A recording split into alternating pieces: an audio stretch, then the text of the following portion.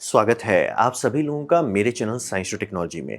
मैं अनुपम विपुल आप सभी लोगों का स्वागत करता हूं आज के शो फ्यूचर फ्राइडे में। आज हम लोग बात करेंगे हार्मफुल एक्टिविज्म के बारे में, यानी कि जब एक्टिविज्म कुछ ज़रूरत से ज़्यादा हो जाता है या नुकसान करने लगता है तो उसे समझते हैं। तो एक्टिविज्म है क्या? क्योंकि बहुत पहले से चलता आ रहा है एक्टिविज्म। तो हिसाब ये समझिए कि ये एक एक्शन होता है जो सोसाइटल लेवल पे लिया जाता है, यानी कि 1-2 लोग से नहीं होता। कई लोग आते हैं और जितना बड़ा होता है ग्रुप जो होता है उतना ज़्यादा चांसेस होता है कि सक्सेसफुली कर पाएँ। ये लोग पॉलिटिकल या सोशल गोल को पब्लिक के लिए चेंज करते हैं, यानी कि कोई रूल को चेंज करवाना हो गया या कुछ चीज़ का डिमांड करना, तो ये सब किया जाता है। और ये बहुत अच्छा टूल है अगर सही से इस्तेमाल किया जाए, यानी कि काफ़ी सारे चेंजेस आए हैं। मतलब इंडिया आज़ाद हुआ है, काफ़ी सारा चीज़ हो चुका है जो सक्सेसफुली एक अच्छा यूज़ था इसका। और इसमें मतलब औज़ार, ये तो हुआ आउटकम। औज़ार क्या है? औज़ार होता है प्रोटेस्ट करना, लॉसूट्स फाइल करना, लॉबिंग करना, पिटीशंस करना, स्ट्राइक्स करना, ये सब इसके कुछ औज़ार हैं जो एक्टिविज़्म को मतलब एक्टिविज़्म में आप कर क्या रहे हो? तो ये सब औज़ार में से आप कुछ कर रहे हो। आउटकम क्या चाहते हो? आउटकम चाहते हो कि सोसाइटी में कुछ अच्छा हो, जो आपको लग रहा है, चाहे वो कुछ इकोनॉमिकल लॉ पास करना हो या हेल्थ केयर बेसिस कुछ हो, जो भी आप करना चाहते हो वो आप करते हो। लेकिन ये समझना बहुत ज़रूरी है कि अगर ये अच्छे से नहीं किया जाए तो नुकसान ज़्यादा करता है और कई बार आउट ऑफ हैंड भी जा सकता है। तो ये समझना बहुत ज़रूरी है। जैसे बोलते हैं ना, जो औज़ार जितना अच्छा से काम करे तो उतना ही ज़्यादा चांस वो रखता है खराब करने का। वैसे ये भी वही आता है कि अगर ढंग से ना किया जाए, नुकसान पहुँचा सकता है। तो अब जैसे एक छोटा-सा एग्ज़ाम्पल देते हैं, वीगनिज़्म। अब रहा बात कि जितने लोग इस इकोसिस्टम में, जैसे ये वर्ड सुने होंगे, क्रिंज आ गया होगा उनको। क्रिंज जैसा आ जाता है। अमेरिकन्स तो काफ़ी लोग हेटरेड टाइप जैसा आ गया है। तो ऐसा क्यों? क्योंकि आइडिया तो अच्छा था। आइडिया है कि आप वीगनिज़्म करते हैं, तो आपके लिए भी अच्छा है और इकोसिस्टम के लिए अच्छा है, यानी कि पेड़-पौधों के लिए भी अच्छा है, एनिमल्स के लिए भी अच्छा है, सबके लिए अच्छा है। तो भैया आउटकम कैसे हो गया? आउटकम ये हुआ कि ये सुपर टॉक्सिक हो गया। मतलब कि इतना ज़हरीला हो गया कि लोग इससे दूर रहने लगे। जो मतलब आयरॉनिकली यूट्यूब पे एक बंदा था जो वीगन था। आयरॉनिक समझिए कि वो था और लिटरली अब वो ईटिंग कॉम्पिटिशन करता है, वो फुल इसके साथ, नॉन-वेज के साथ। क्यों? इतना ज़्यादा टॉक्सिक कम्युनिटी था। तो इस कम्युनिटी में ना बात ये होता है ना कि इस लोगों को गाइड नहीं करते हैं। काफ़ी ज़्यादा हेट्रेड टाइप रहता है और जो भी जैसे कहते हैं ना कि how do you know someone is vegan? They will never shut up about it. मतलब कि वो कभी चुप रहेंगे नहीं। इसलिए हर बात पे आप कुछ भी बात कर रहे हो, "अरे यार ये पिक्चर देखा?" "हाँ, देखा बट मैं वीगन हूँ।" इट्स लाइक भाई उस पिक्चर से वीगन का क्या लेना-देना? वो हर चीज़ मैसेज डाल देते हैं। और इसमें ये समझिए कि वो हमेशा आपको एथिकल बाउंड्रीज़ पे आपको होना चाहिए कि ये अनएथिकल है, क्रूल है, वर्स्ट थिंग ऑन अर्थ है, ये आपका तबाह हो जाएँगे, ये हो जाएगा, वो हो जाएगा। बहुत ज़्यादा मतलब एक होता है ना कि इतना ज़्यादा आपको वो मतलब कोसेंगे एक तौर से कि आप बोलोगे, "हाँ, खाओगे चिकन, मैं तो वेजिटेरियन हूँ," तब बोल रहा हूँ ऐसा। उनका कोसना मैंने 2-3 बार देखा है, इट्स लाइक ईह! नहीं होना चाहते हैं। और रहा बात कि यहाँ पे आप बात करते हैं जिस कारण से ये ठीक से सक्सेसफुल नहीं हो पाया। काफ़ी लोग स्विच किए, ठीक है? और ऐसा नहीं बोलोगे, ये टॉक्सिसिटी आने से पहले काफ़ी लोग स्विच किए और आजकल आजकल भी करते हैं। लेकिन बहुत सारे लोग उससे माल-नरिशमेंट से सफ़र किए। तो क्या मतलब वेज फूड में है ही नहीं न्यूट्रिशन? ऐसा नहीं है। गड़बड़ ये हो गया कि ये लोग बिना डॉक्टर के किए थे। मतलब कि कोई जैसे कभी होता है ना कि एनिमल फार्म में गया, देख लिया एकाएक, अरे सा एनिमल फार्म में ये होता है, मैं खाना बंद कर देता हूँ। ठीक है, बहुत अच्छी बात है। लेकिन बिना डॉक्टर के किए, बॉडी मालनरिश्ड हो गया। भले मालनरिश क्या है, ये सब में नहीं है एनर्जी, सब चीज़ है। प्रॉब्लम ये है कि जैसे इंडियन लोग ये सब खाएँगे बम-बम रहेंगे, अमेरिकन खाएँगे नहीं रहेंगे, ऐसा क्यों है? उनका गट बैक्टीरिया नहीं है उस तरह से। मतलब जैसे जितने भी इंडियन वहाँ जाते हैं सब बोलते हैं भई उनको सब्ज़ी बनाना नहीं आता। सब्ज़ी नाम का समझ ही नहीं है उनको। हमें है तो हम लोग उस हमारा गट बैक्टीरिया जो है, ये उसके हिसाब से इवॉल्व किया है। यही खाना खाते-खाते गट बैक्टीरिया का काम होता है, जो आप फूड लेते हो ना, स्टमक नहीं डाइजेस्ट करता है, गट बैक्टीरिया उसे तोड़ता है।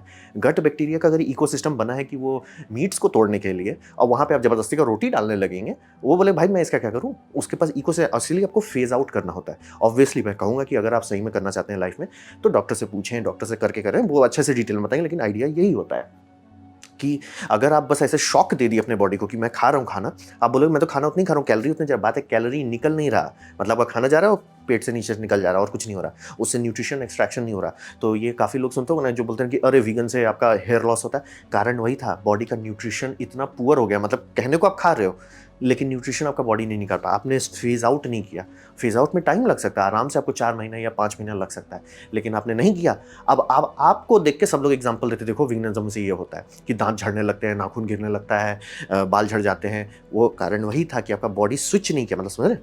एक पटरी से दूसरे पटरी में ऐसे ढप्पा मार के नहीं जा सकते, आपको धीरे-धीरे फेस करना होता है। डॉक्टर्स आपको ये काम आराम से करवा सकते हैं, कुछ महीनों के अंदर निपटा सकते हैं। या अगर बहुत लेट हो गया, मान लीजिए कि आपका गट बैक्टीरिया नहीं पकड़ पा रहा है, तो बहुत सारे गट बैक्टीरिया का वो आता है ना जो आप लोग सुनते हैं प्रोबायोटिक्स, वो सब दिया जाता है हेल्प करने के लिए। तो वो सब ना करके ये किया और इनका एग्जाम्पल दिखा के पूरी दुनिया वीगनिज्म को ये कर रही है कि देख लीजिए किससे तो ये होता है।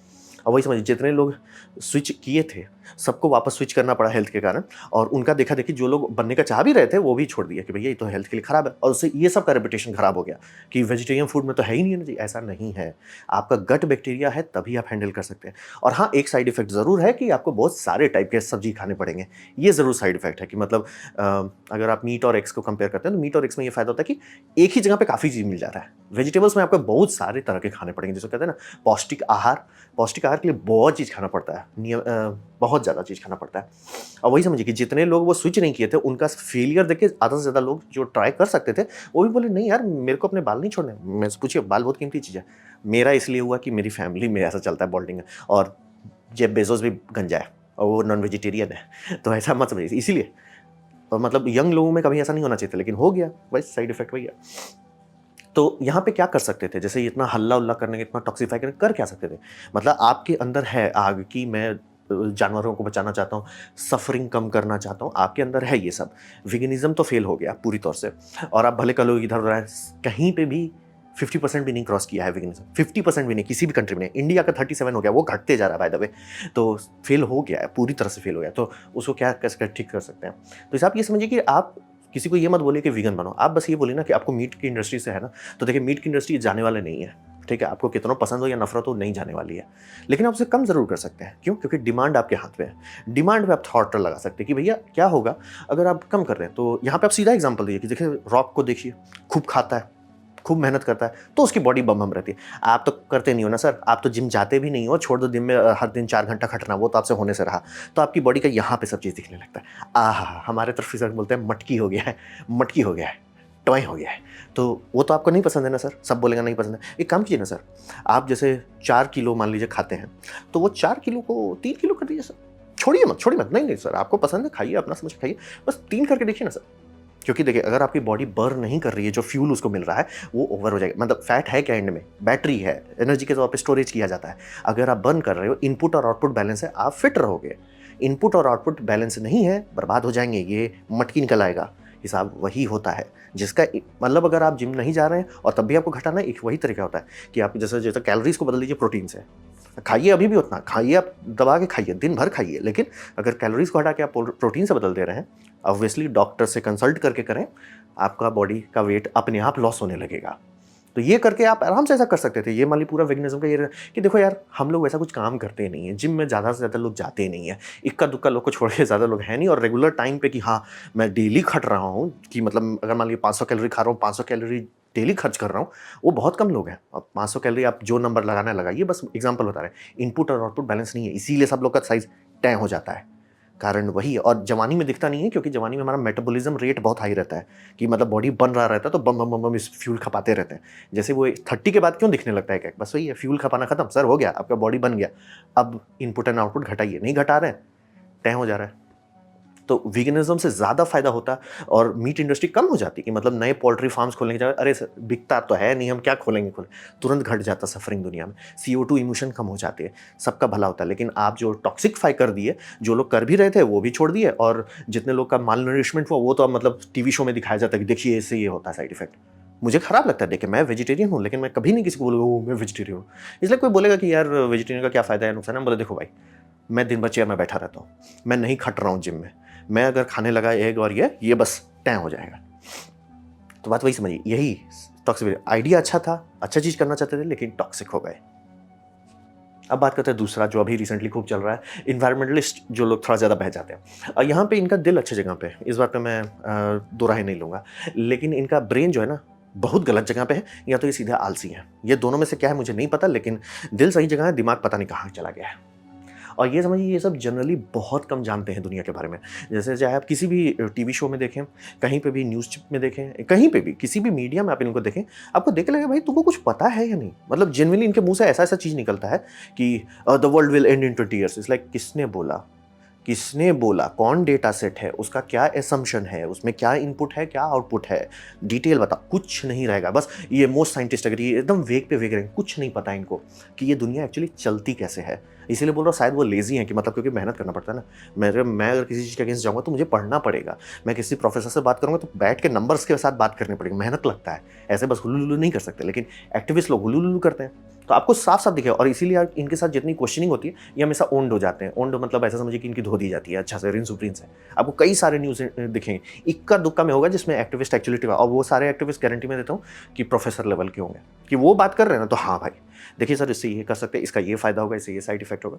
समझ रहे हैं? तो ये होक मिलेगा।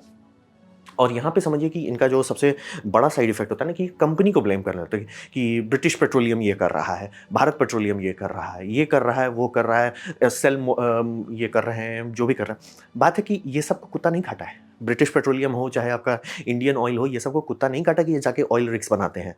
आप ऑयल खपा रहे हो तो वो बना रहे हैं, क्योंकि ऑयल रिग्स बहुत महँगा होता है। मतलब कभी एक बार ट्राई कीजिए गूगल करने का कि एक ऑयल रिग, खासतौर पे जो डीप सी ऑयल रिग है, उसका दाम कितना होता है।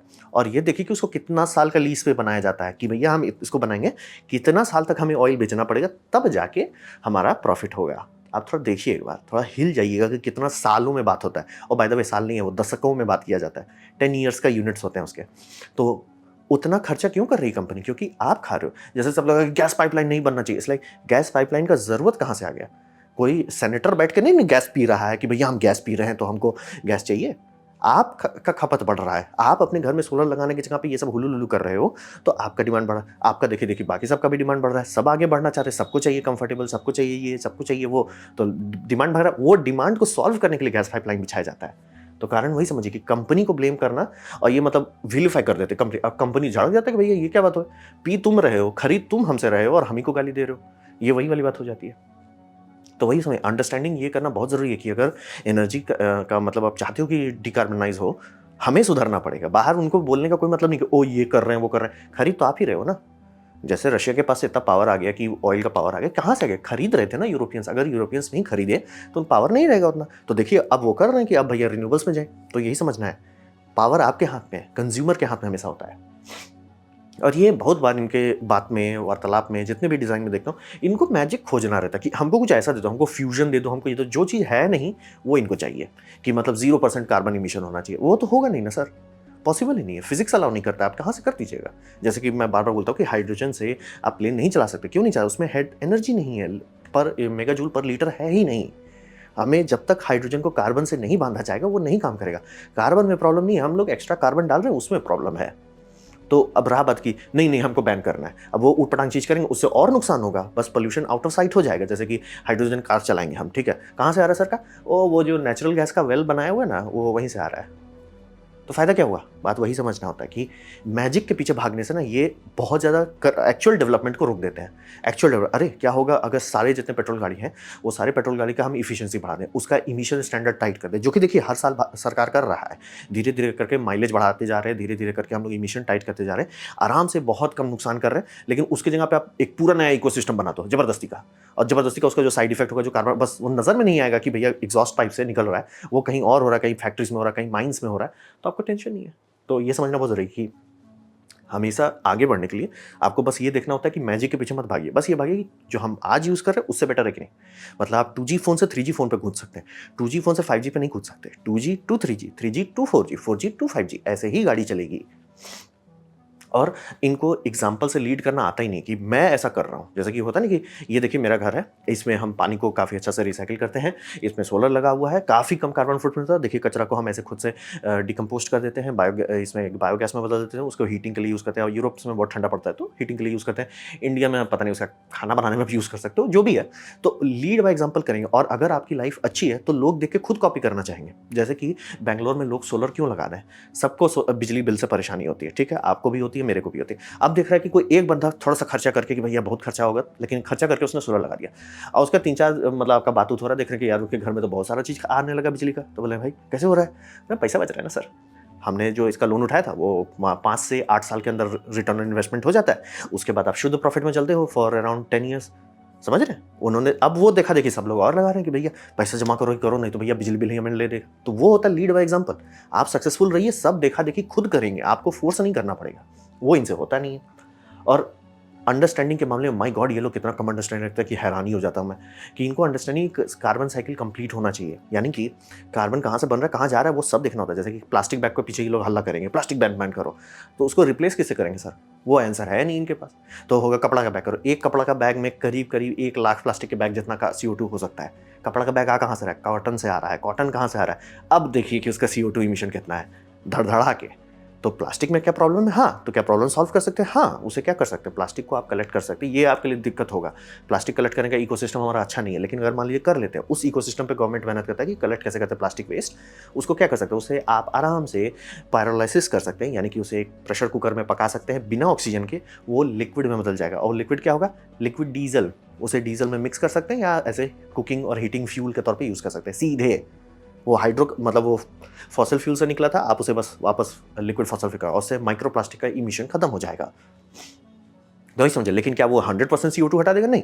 लेकिन क्या वो पहले से बेटर होगा? हाँ। क्या वो कपड़े के बैग से ज़्यादा कंफर्टेबल होगा? हाँ। क्या ज़्यादा लोग उसे यूज़ करेंगे बिना लड़ाई झगड़ा किए? आराम से। सबका फायदा देखना होता है। कार्बन साइकिल इसीलिए हमेशा कंप्लीट की है कि जैसे प्लास्टिक स्ट्रॉ को हटा के जब ये बात हो रहा है कि हम प्लास्टिक स्ट्रॉ की जगह पे पेपर स्ट्रॉ, पेपर किससे बनता है ये अब लोग भूल गए। पेपर किससे बनता है? तो वही समझिए। और हम लोग को चाहिए ना, मतलब रियल वर्ल्ड में ये सबसे ज़्यादा कुछ नहीं होने वाला कि आप मोनालिसा पे केक फेंक दिए या रोड पे आप हल्ला कर रहे हैं, इससे कुछ नहीं होने वाला। आपको चाहिए बेटर औजार। जैसे कि अभी सिंपल एग्जांपल दे रहे हैं कि 2022 में यूरोप का काफ़ी बड़ा एक टेस्टिंग हुआ कि क्या यूरोप अपने पैर पर खड़ा हो सकता है। तो जवाब आया कि हाँ, अब धीरे धीरे शुरू हो रहे हैं। क्यों हो रहा है? कि सोलर और विंड ने उनके 22% एनर्जी कंजम्पशन को मिक्स को संभाल लिया। 22% एक यूरोपियन ब्लॉक का बहुत बड़ा बात होता है।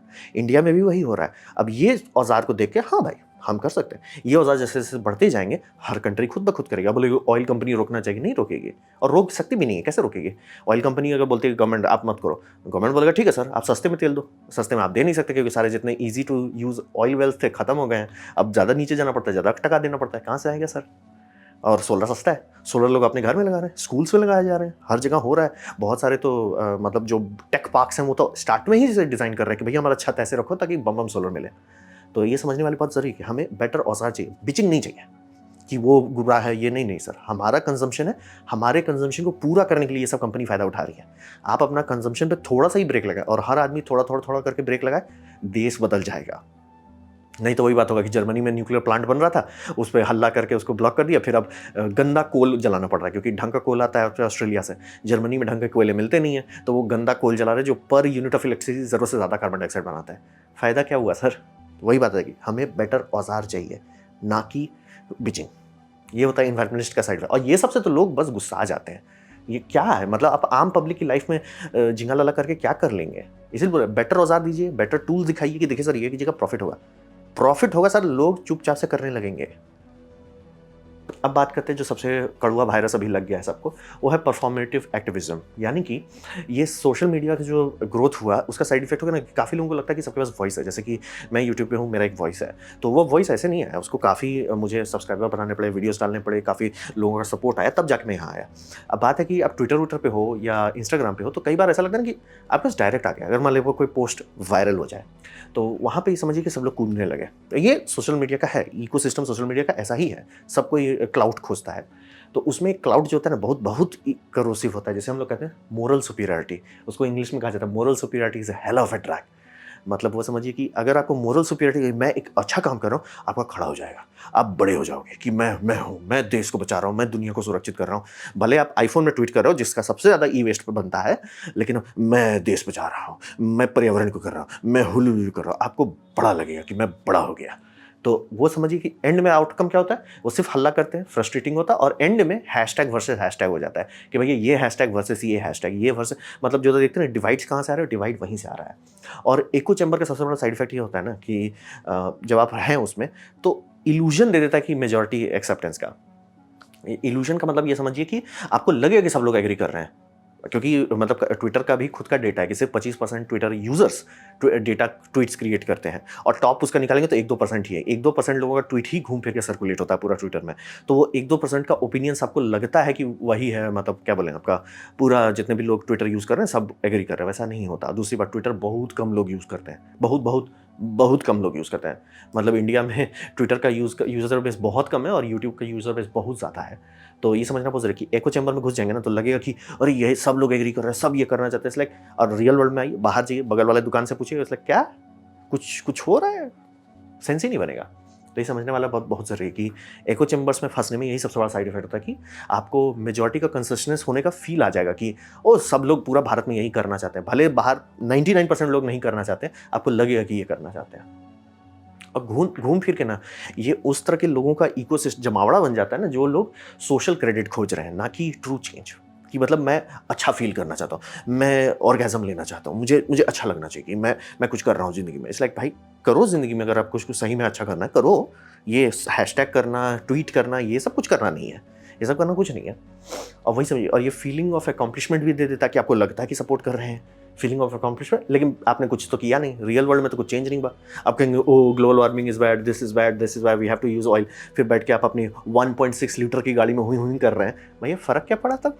बात वही था, लेकिन आपको इमोशनल सेटिस्फैक्शन मिल जाएगा, इमोशनल वो लग जाएगा कि हाँ भाई मेरा हो गया, मैं सेटिस्फाइड हो गया, डोपामिन हिट भी मिल गया।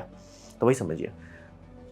और इस तरह के इकोसिस्टम में ना, चूंकि ये फाइट हो जाता है हैशटैग वर्सेस हैशटैग, उसमें ये हो जाता है कि हर चीज़ का एक्सट्रीम पे बात करने लगेंगे, हर चीज़ का एक्सट्रीम पे, जैसे कि ये है तो ये सबसे बुरा है, ये है तो ये सबसे अच्छा है। इसलिए ऐसा कभी नहीं होता, हर चीज़ में प्रोज एंड कॉन्स होता है। जैसे क्या मैं बोलूँगा कि सोलर और विंड में कोई साइड इफेक्ट नहीं, ऑब्वियसली है, उसको हमको समझना पड़ेगा। सोलर तो ऑलर ये ऑलमोस्ट सॉल्व हो गया, लेकिन मैंने अभी तक कहीं नहीं देखा कि भैया विंड फार्म जो इतना बना रहे हैं उसके टरबाइन ब्लेड्स का करोगे क्या जब उसका खत्म हो जाए, क्योंकि पोल जो है, पोल स्टील का है, स्टील हम लोग रिसाइकिल कर लेते हैं बल्ले बल्ले, इसकी पूरी इंडस्ट्री है, क्योंकि शिप्स ऐसे ही रिसाइकिल होते रहते हैं, वो हमें पता है। ब्लेड्स का क्या करेंगे सर, वो ब्लेड्स कार्बन फाइबर के होते हैं कुछ कुछ केस में, उसका करेंगे क्या, किसी के पास आइडिया नहीं। तो हाँ, प्रॉब्लम्स हैं, ऐसा कभी नहीं बोलूँगा। अब देखिए, जब भी आप इसको ट्विटर पे देखेंगे तो ट्विटर पे वो दोनों आर पार होगा, और solar and this is awesome and everything else is bad, ऐसा एकदम नहीं है, एकदम नहीं, कतई नहीं, हो ही नहीं सकता। तो वही समझिए, एक्सट्रीम्स पे चल के बहुत ज़्यादा बात हो जाता है, और ये ग्रुप थिंकिंग को बहुत ज़्यादा एम्पलीफाई कर देता है। यानी कि क्या आपने एक्चुअली बैठ के सोचा, क्या आपने एक्चुअली, नहीं नहीं सर, आप बस फ्लो में बहते जा रहे हैं। जैसे एक काफ़ी कॉमन मीम है जो हर जगह चलता है और काफ़ी सच है कि it's like who wants change, हर किसी को चेंज चाहिए, हु वांट्स टू चेंज। मतलब कौन आप लोग में से ऐसा होगा कि यू नो व्हाट, मैं एक बहुत महंगी गाड़ी खरीदने की जगह पे एक सस्ती गाड़ी ले सकता हूँ, और वो जो पैसा बचेगा, मतलब समझिए कि आप 20-22 लाख का अगर आप गाड़ी खरीदते हैं, जो कि इंडिया में काफ़ी लोग खरीदते हैं, वो उस गाड़ी की जगह पे आप 10 लाख का लें, अभी भी ठीक ठाक गाड़ी ही मिलेगा, अभी भी 4 व्हीलर ही मिलेगा और माइलेज भी अच्छा मिलेगा और प्लस मेंटेनेंस भी अच्छा रहेगा, मतलब सस्ते के तौर पर। आप उतना पैसा लगा के सोलर लगा लें अपने घर में, आपका बिजली बिल घट जाएगा, आपका कार्बन फुटप्रिंट घटने लगेगा। आप दूसरी गाड़ी जो ले रहे हैं, आपके पास मान लीजिए एक पेट्रोल गाड़ी है, बल्ले बल्ले कोई दिक्कत नहीं है, आप दूसरी गाड़ी जो ले रहे हैं उसमें थोड़ा सा रिस्क लीजिए, थोड़ा सा उसमें इलेक्ट्रिक ले लीजिए, वो कर सकते हैं। लेकिन वो कौन करे, कौन थोड़ा सा मेहनत करे, कौन थोड़ा सा मैथमेटिक्स लगाए, कौन दिमाग लगाए, बस हैशटैग पे हुलुलुलु करते हैं, टुक टुक टुक टुक हुलुलुलु। तो वही समझिए। और इसका सबसे बड़ा साइड इफेक्ट होता है ना कि ग्रुप थिंकिंग में ना हेट्रेड बहुत आ जाता है कि मैं उनसे हेट करता हूँ, मुझे किसी से हेट नहीं है, मतलब मैं एकदम ओपनली बोलता हूँ, जैसे कि क्या मुझे चाइनीज़ लोगों से हेट है, नहीं, मुझे सीसीपी से है, चाइनीज़ लोगों से नहीं। वो लोग हैं, जैसे मैं पैदा हुआ वैसे वो पैदा हुए हैं, श्रीलंकन वही है, जैसे लोग पैदा मैं यहाँ इंडिया में होते वैसे वहाँ हुए, उनकी गवर्नमेंट बेवकूफ़ थी तो उन्हीं को ले डूबी। तो ये बात समझना बहुत ज़रूरी होता है कि परफॉर्मेटिव एक्टिविज्म फीलिंग देता है कि बच्चे हल्ला कर रहे हैं, we are not going to school because of it, is like कुछ नहीं कर रहे, बस हल्ला कर रहे हो, बस वो इमोशनल रोलर कोस्टर का मजा ले रहे हो। तो अब हम बात करते हैं कि इसका सोल्यूशन क्या है। तो सोल्यूशन ये समझिए कि आपके दिमाग में सबसे पहला चीज़ होना चाहिए कि ब्लेम किसी को नहीं करना है। ब्लेम एकदम नहीं, ब्लेम आपके लिस्ट में आना ही नहीं चाहिए। मतलब आपका क्या क्या हो सकता है, ब्लेम एकदम नहीं आना चाहिए, ब्लेम एकदम नीचे, एकदम नीचे होना ही नहीं चाहिए, एकदम ब्लेम कभी नहीं होना चाहिए। क्योंकि ये समझना बहुत ज़रूरी है कि जैसे ये पैंडेमिक के टाइम में हुआ था कि मैं काफ़ी लोगों को पसंद करता हूँ, उनका पॉडकास्ट देखता था, वो लोग बोल रहे थे कि लोगों को ना ये स्टे एट होम करना चाहिए। लाइक भाई, तुम ऑनलाइन जॉब कर रहे हो, बहुत सारा जॉब ऑनलाइन नहीं होता है, समझना ज़रूरी है। बहुत सारा के लिए आपको वहाँ जाना पड़ेगा, और हर किसी के पास बैंक में सेविंग्स अकाउंट नहीं होता। बहुत लोग इतने बदकिस्मत हैं, बहुत ज़्यादा लोग हैं उस कैटेगरी में जिनका डेली कमाई पे डेली चलते हैं, लिटरली मजाक भी नहीं कर रहा हूँ, दुखद बात है लेकिन है, ये सच है। अब रहा बात कि आप अपना सोचिए, शुरू में तो हर कोई सोसाइटी के लिए सोचे ठीक है भाई हम लोग इंड्योर करेंगे, फिर आप उसे बढ़ाते जा रहे हो कि भैया पहले तो बात हुआ कि 15 दिन, फिर 15 दिन को आप बोलते हो कि भैया 2 महीने, तो समझ रहे अनइक्वल रिएक्शन हो रहा है। लेकिन तो ये जो सेफ हैं वो बोलने लगे कि नहीं हमें और फोर्स करना चाहिए, 1-2 साल तक कर देना जैसे चाइना कर रहा है। अभी क्या हो रहा है चाइना का देख लीजिए। तो वो वाली बात होती है कि ब्लेम कभी मत करें, उनके समझिए, उनका तकलीफ समझिए। जैसे कि होता है वो ये ऐसा करते हैं इसलिए ऑब्वियसली करेगा। जैसे आप किसी को बोले ना कि वो मीट खाता है, वो एनिमल का केयर नहीं करता, आप भी वही करते हैं। अगर आप उस घर में, जैसे कि मैं वेजिटेरियन क्यों हूँ, क्योंकि मेरी फैमिली वैसी थी, तो वह मैंने वो प्रथा को रखा हुआ हूँ, उसको नहीं छोड़ रहा हूँ। ऐसे ही मीट वाले में भी होता है कि वो मीट के साथ ग्रो किया, नहीं छोड़ रहे हैं, क्यों छोड़ेंगे। और रहा बात कि हम लोग इंसान जो है हर्बावोरस नहीं है ना ही कार्निवोरस, बीच में दोनों चाहिए हम लोग को। तो वो समझना बहुत ज़रूरी होता है कि कोई भी दूसरे के पोजीशन पे वही चीज़ करता है जो वो कर रहा है। ब्लेम करना कभी किसी का हेल्प नहीं करता है। और ये समझिए कि अगर छोटे-छोटे चेंजेस किए जाते हैं ना, तो वो बहुत बड़ा असर ले आता है। यानी कि एग्ज़ाम्पल लेते हैं, जैसे काफ़ी लोग हैं जो ट्विटर पे हुल्लुल्लु करते हैं। अमीर लोग की बात कर रहे हैं, जो आराम से 20-30 लाख की गाड़ी पे घूम रहे हैं, ठीक है? अब वो क्या कर सकते हैं? मान लीजिए उनके पास एक घर है सबर्ब में, वो आराम से 20 लाख की गाड़ी की जगह पे आराम से 10 लाख के अंदर का एक गाड़ी ले सकते हैं, जो कि अभी भी अच्छा गाड़ी होगा, अभी भी ठीक-ठाक होगा, आराम से आपको इधर से उधर ले जाएगा with extra mileage and lower maintenance cost. और बचा हुआ पैसा का वो सोलर अपने रूफ में लगा सकते हैं कि भैया मेरा कार्बन फुटप्रिंट सही में कम हो जाए। कुछ और भी एग्जांपल देते हैं, जैसे कि अगर अमीर लोग हैं, 2 गाड़ी रखते हैं, तो एक गाड़ी पर रिस्क ले लेते हैं कि यार बैटरी वाला ट्राई कर लेते हैं। क्योंकि एक लॉन्ग डिस्टेंस जब हमको जाना है तो ऑब्वियसली रहेगा, लेकिन अगर मान लीजिए आपका है 2 गाड़ी है तो चांसेस है कि आप डेली यूज़र हैं, तो डेली यूज़र के जैसे मान लीजिए आप यहाँ से ऑफिस जाते हैं, वो डेली आपका कम्यूट है, तो वो कम्यूट अगर आप बैटरी से करते हैं, बैटरी उसके लिए परफेक्ट है, आपका बिल भी बचेगा, पर्यावरण भी बचेगा। तो बात वही समझ, ऐसे छोटे-छोटे चेंज हर कोई धीरे-धीरे करने लगे, तो ओवर टाइम मतलब कि दशकों में क्या असर आएगा, बहुत बड़ा असर आएगा। थोड़ा-मोड़ा नहीं, बहुत बड़ा असर आएगा।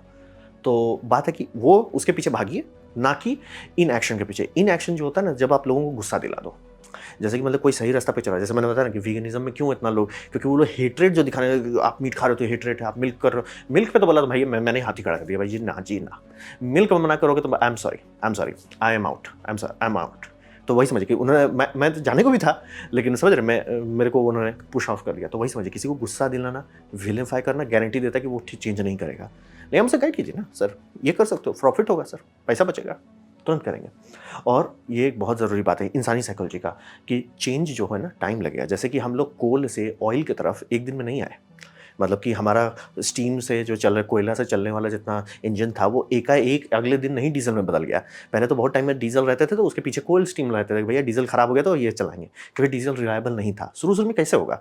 तो ये सब का एक पूरा इकोसिस्टम होता है, टाइम लगता है। अगर हम इन लोगों ने धरती को बर्बाद करने में टाइम लिया है, धरती को ठीक करने में भी टाइम लगेगा। और रहा बात, इंसान धरती के नज़र में कुछ नहीं है। क्यों? क्योंकि धरती में सबसे पहला ऑर्गेनिज्म आया जिसका हमारे पास एविडेंस है। वो ऑर्गेनिज्म ने इतना टॉक्सिन डाला कि खुद ही साफ हो गया। और उसका टॉक्सिन का क्या नाम था? O2। आपने कभी ध्यान देखा, जितना भी प्लैनेट हम लोग खोजते हैं बाहर में, सब में CO2 एटमॉस्फेयर है। अर्थ में जो पहला ऑर्गेनिज्म आया था, वो CO2 को ब्रेक डाउन करके O2 निकालता था। जैसा आप मीथेन प्लांट्स में होता है, बायोगैस जनरेटर्स में होता है, वो ऑक्सीजन डालता है। ऑक्सीजन उसके लिए टॉक्सिन था, क्योंकि वो उसका एक्सक्रीशन प्रोडक्ट था। लेकिन इतना ज़्यादा करने लगा और वो खुद ही साफ हो गया। ये लाइफ है, लाइफ में ऐसा हुआ है। और फिर नेचर की बात करें, पृथ्वी का बात करें, पृथ्वी ऐसा बूम फोड़ता है। पृथ्वी की बात करो, बाहर से तो छोड़ ही दीजिए, पृथ्वी ऐसा बूम फोड़ता है जैसे सुपर मैसिव वॉल्केनो कहते हैं, जो कि क्लॉक साइकिल पे चलता है। यानी कि जैसे बोलते हैं अर्थक्वेक आना ही है, आज नहीं तो कल, वो अलग बात है, लेकिन आना ही है उसको। वैसे ही सुपर मैसिव वॉल्केनो है जो धरती के अंदर होता रहता है, वो होगा ही, वो फटेगा ही। और वो इतना ज़्यादा CO2 डालता है, इतना ज़्यादा सल्फर डालता है, इतना ज़्यादा सब चीज़ डालता है कि वो एक शॉट में प्लैनेट का इकोसिस्टम बोलेगा बाय बाय। ऐसे यहाँ फटा, बाय बाय, पूरा प्लैनेट ही सर खत्म सर। ऑलमोस्ट तुक्का से हम लोग बचे हैं। ये पूरा फॉसिल रिकॉर्ड्स में हम लोग को दिखता है कि यहाँ सब फॉसिल में काफ़ी सारा डाइवर्सिटी है, काफ़ी सारी क्वेश्चन साफ, ऑलमोस्ट कुछ स्पीशीज बच पाए। तो ये पृथ्वी करती है। हम लोग कोई बड़ी बात नहीं, हम लोग ने वो परमाणु बम है, ये है, प्लास्टिक है, वो है, इसलिए पृथ्वी वाला भाई वो सब हुल्लू लुल्लू है, हम करेंगे ना, आ जाओगे लाइन पे। और फिर स्पेस के बारे में तो बात ही क्या करें, तो प्लैनेट ही फोड़ देता है। तो समझने वाली बात होती है कि नेचर कोई मैजिकल चीज़ नहीं है, हम लोग उसका लेटेस्ट रिप्रेजेंटेशन है। और हम लोग सीख रहे हैं कि अच्छा ये करने से दिक्कत होता है। हम लोगों ने फ्यूल यूज़ किया, गधे नहीं थे, फ्यूल का ज़रूरत था तो फ्यूल यूज़ किए। फ्यूल का हम लोग सोचे उतना साइड इफेक्ट नहीं होगा, साइड इफेक्ट दिखने लगा, तो अब लोग धीरे धीरे स्विच कर रहे हैं। समझिए, टाइम लगता है। तो ये समझना बहुत ज़रूरी है। समय को जैसे प्लास्टिक भी काफ़ी लोग, सेल्यूलोज वही था, सेल्यूलोज वही था, नेचर का प्लास्टिक था। बायोलॉजिकल ऑर्गेनिज्म के बीच में हमेशा लड़ाई चलता रहता है, ताकि मतलब कह रहे हैं ना कि कैसे आपका कार्निवोरस और हार्बावोरस एक ही जगह पर रह सकता है। कारण दोनों नेचर के बीच में बैलेंस खोज लेता है, लड़ाई झगड़ा होता है और दोनों बैलेंस इक्विलिब्रियम स्टेट पहुंच जाते हैं। नेचर में भी हुआ था कि नेचर ने एक मटेरियल बनाया प्लास्टिक जैसा ही, वो मटेरियल को कोई बायो ऑर्गेनिज्म नहीं तोड़ पा रहा था, तो काफ़ी टाइम के लिए प्लांट्स एकदम अनविनेबल हो गए, यानी कि प्लांट्स को कोई ब्रेक डाउन नहीं करा, कोई डाइजेस्ट नहीं कर पाता है। लेकिन धीरे धीरे माइक्रो ऑर्गेनिज्म ग्रो किया, धीरे धीरे उसका प्रोल्यूशन निकाला, अच्छा ऐसे करके हम तोड़ सकते हैं। आज हम लोग ये वुड को बायोडिग्रेडेबल बोलते हैं। तो ये समझना ज़रूरी है, कुदरत में ये सब बैक एंड फोर्थ होता रहता है। प्लास्टिक का बात करें, आज के टाइम में लोगों को दिख रहा है माइक्रोबियल लाइफ एंजाइम्स दिख रहे हैं जो प्लास्टिक को तोड़ना शुरू कर रहा है, और ये सब सिर्फ 50 साल में हुआ। 100 साल बाद आराम से ऐसा हो सकता है प्लास्टिक, अरे यूज करते थे पहले, अब क्या नहीं करते, अरे माइक्रो ऑर्गेनिज्म इतना डेवलप हो गया कि वो प्लास्टिक भी पचा जाता है, फर्क नहीं पड़ता। कुदरत के नज़र में हम लोग कुछ नहीं है, तो इसीलिए समझिए, समय टाइम लीजिए। क्या हमारे पास टाइम है, हाँ या नहीं, उससे फ़र्क नहीं पड़ता, टाइम लगेगा ही, टाइम लगेगा ही। और हर कोई छोटा छोटा चेंज करे, आउटकम तुरंत चेंज हो जाएगा, ना कि हम लोग बड़ा का इंतजार कर रहे हैं, ये कर रहे हैं, फ्यूजन का इंतजार कर रहे हैं, कुछ नहीं होने वाला, तब पक्का हम लोग तबाह हो जाएंगे। ये समझने वाली बात है। और हमेशा बड़ा पिक्चर को देखिए ताकि आपको क्लैरिटी रहे। इसलिए बोल रहे हैं कि पेपर स्ट्रॉ ज़्यादा पोल्यूशन करता है कंपेयर टू प्लास्टिक स्ट्रॉ। तो आपसे कोई पूछे ना कि भाई माइक्रो प्लास्टिक का क्या करे, तो आपको बताना होगा। इसीलिए बोल रहे हैं बड़ा पिक्चर आपके पास हमेशा होना चाहिए कि प्लास्टिक स्ट्रॉ अगर हम करते हैं तो उसको कलेक्शन में हम लोग को थोड़ा सा मेहनत करना होगा, और कलेक्शन के बाद उसे हम लोग फॉसिल फ्यूल ये मतलब वापस फॉसिल फ्यूल में बदल देंगे एक तौर से, और ईजी टू यूज़ रहेगा। तो वो फ्यूल से आप चाहें तो यूज़ कर सकते हैं, नहीं चाहें आपको एकदम कार्बन डाइऑक्साइड हटाना है, एक काम कीजिए, वापस ज़मीन में डाल दीजिए, वहीं था वहीं से निकाले वापस डाल दीजिए। अगर आपको इतना दिक्कत है वो भी कर सकते हैं, बस ऑप्शंस मैं आपको दे रहा हूँ। तो पूरा पिक्चर पता होना चाहिए। और म्यूचुअल बेनिफिट बहुत चीज़ करा लेता है, जैसे कि यूरोप क्यों इतना पैसा खर्च कर रहा है ये इसके पीछे, विंड फार्म के पीछे, क्योंकि पैसा बचता है। उनको नहीं चाहिए, किसी भी देश को भी अच्छा नहीं लगता, इंडिया को भी नहीं अच्छा लगता कि वो ओपेक से बोले कि भैया, ओपेक हम लोग को बोलने लगा कि भैया तुम रशिया से बहुत सस्ते में ले रहे हो, हमारा जो कॉन्ट्रैक्ट है उसको ऑनर करो। अच्छा नहीं लगता है, लेकिन फॉलो करना पड़ेगा भाई, तेल तो तेल है, तो हमें नहीं चाहिए क्या, तो हम लोग वही मेहनत कर रहे हैं। इंडिया क्यों सोलर फार्म पे खर्च कर रहा है कि नहीं चाहता ना कि भैया कोल जब देखो तब हमारा कोल के जो खदान है अनंत तो होते नहीं है, वो घटते चला जा रहा है। तो अब वो घटते जा रहा है तो क्या करें, कोल का दाम बढ़ रहा है और नीचे से खोदना पड़ रहा है, दाम बढ़ रहा है, और बिजली सबको चाहिए, तो क्या करें, सोलर फार्म, प्रॉफिट, आपका प्रॉफिट हमारा प्रॉफिट। तो वही समझिए कि म्यूचुअल बेनिफिट आप करेंगे, हर कोई करने लगेगा। इसीलिए बोल रहा हूँ कि अगर आप इलेक्ट्रिक गाड़ी चलाते हैं और आप उससे खुश रहते हैं, वो देख के ज़्यादा लोग चेंज करें, ना कि ट्विटर पे हुलू करने से। और हम लोग ह्यूमन हैं, मैजिक नहीं है कि कोई प्रॉब्लम नहीं है, कोई उसमें मतलब एक शॉट में करना है। जैसे हमको एक एक्टिविस्ट से बात हुआ था रिसेंटली कि भैया ये इंसान केयर नहीं करते, ऑब्वियसली नहीं करते। क्या कभी कोई शेर केयर करता है जब वो गाय को साफ कर देता है? नहीं करता है। क्या कोई बर्ड केयर करता है जब दूसरे नहीं, हम लोग ह्यूमन है, हम लोग को करना चाहिए। इसलिए कहाँ से हम लोग ह्यूमन है? जो ह्यूमन और एनिमल के बीच का गैप है वो 5% भी नहीं है डीएनए में। तो वो 5% पे क्या उम्मीद कर रहे हो भाई, वो मैजिक डाल देगा? नहीं ना। हम लोग सीख रहे हैं, हम लोग एक बेबी हैं जिसके पास पावर आया है, तो आप सीख रहे हैं कि अच्छा ये करना चाहिए, अच्छा वो करना, ऐसे ऐसे करके ग्रो करना चाहिए। ये सीख रहे हैं हम लोग, लर्निंग स्टेज में। और इसमें आप एक्सपेक्ट कर रहे हो कि नहीं हम लोग एक ही बार में मैजिक कर, नहीं होगा सर, होगा ही नहीं। इसीलिए विलिफाई कभी नहीं करें, ब्लेम मत करें, और छोटा छोटा मूव्स की तरफ गाड़ी बढ़ाते जाएं, गाड़ी अपने आप सही रास्ते पे आ जाएगी। और इसका ये समझना जरूरी है, काफ़ी लोग नेचर का जो सेंस नहीं रखते हैं। नेचर बहुत क्रूल चीज़ है, बहुत ज़्यादा क्रूल चीज़ है। कितना क्रूल चीज़ है, नेचर का जो पहला ऑर्गेनिज्म था वो धरती पे, वो खुद ब खुद एक्सटिंक्ट हो गया। क्यों? क्योंकि उसने इतना टॉक्सिन डाला। ये हम लोग की बात नहीं कर रहे, हम लोग से पहले की बात कर रहे हैं। वो टॉक्सिन क्या था? ऑक्सीजन। आपने कभी ध्यान दोगे जितना भी प्लैनेट साइंस होता है, सब प्लैनेट्स में कार्बन डाइऑक्साइड एटमॉस्फेयर आता है, धरती में क्यों ऑक्सीजन है? क्योंकि वो पहला इकोसिस्टम जो बना था वो ऐसा ही इकोसिस्टम था जैसा आपके बायोगैस जनरेटर में होता है कि उसमें मीथेन क्यों आउटपुट निकलता है, बात वही समझिए, वो बिना ऑक्सीजन के चल रहा है, वैसा इकोसिस्टम था, साफ हो गया।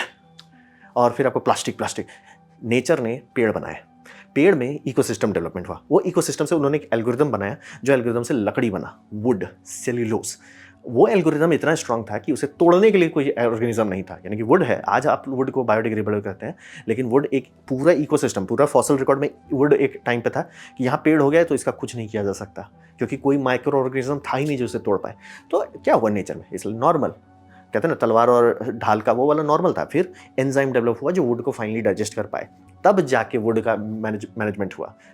टाइम लगता है, वुड को सॉल्व करने में टाइम लगा, प्लास्टिक को सॉल्व करने में तो उससे कम लग रहा है, क्योंकि प्लास्टिक का लिटरली अभी एंजाइम्स डिटेक्ट होने लगे हैं जो प्लास्टिक ब्रेक डाउन कर रहा है। अभी इस समय की बात कर रहा हूँ, 2022 से पहले की बात कर रहा हूँ।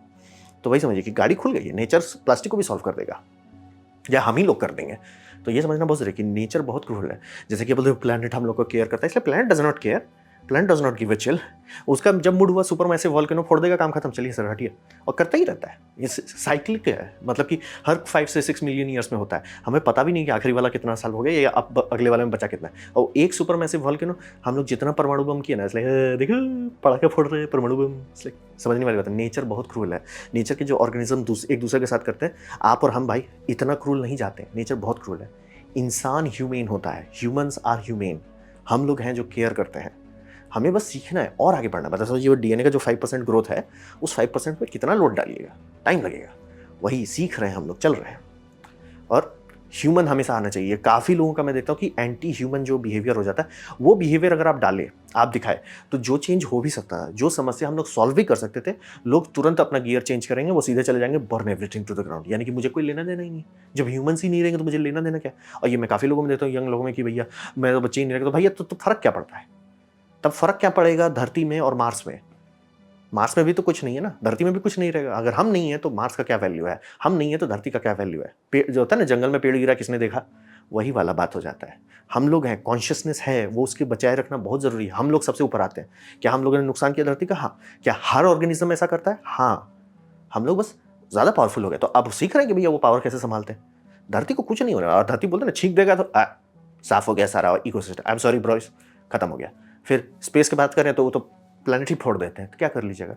तो समझना बहुत ज़रूरी है कि हम ही लोग ह्यूमन हैं, हम लोग को उसको आगे ले जाना है, उसको ग्रोथ कराना है। आपको किसी से लड़ना नहीं है, झगड़ना नहीं। जैसे कि ये कितना आराम से एप्पल को चेंज करने पे आया, नहीं एप्पल चेंज हुआ कोई बात नहीं, कस्टमर को चेंज कर दिए, कस्टमर को दिखा दिया, देखिए सर आपको एप्पल चूना लगा रहा है, तो सीधे दिखा दिया उन्होंने कि देखिए भैया एप्पल आपको चूना। CNN की बात कर रहा हूँ, लैपटॉप ले जाके उन्होंने जीनियस बार में दिखाया, फिर इसको दिखाया, लाइक देखिए सर ये रिबन है, खत्म, खुश रहिए।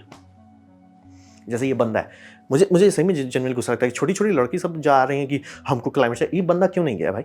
अब मतलब इस बंदा को बुलाया क्यों नहीं गया। ये बंदा ने लिटरली प्लास्टिक, ये स्विमिंग करता था ओशन में, इसे प्लास्टिक एक बार इसके मुंह पे पड़ गया, दिमाग खराब हो गया इसका, तो इसलिए हम प्लास्टिक हटाएंगे। तो लिटरली नदी के ऊपर प्लास्टिक हटाने के लिए छोटा समझिए, क्या इससे सारा प्रॉब्लम सॉल्व हो जाएगा? नहीं, कतई नहीं।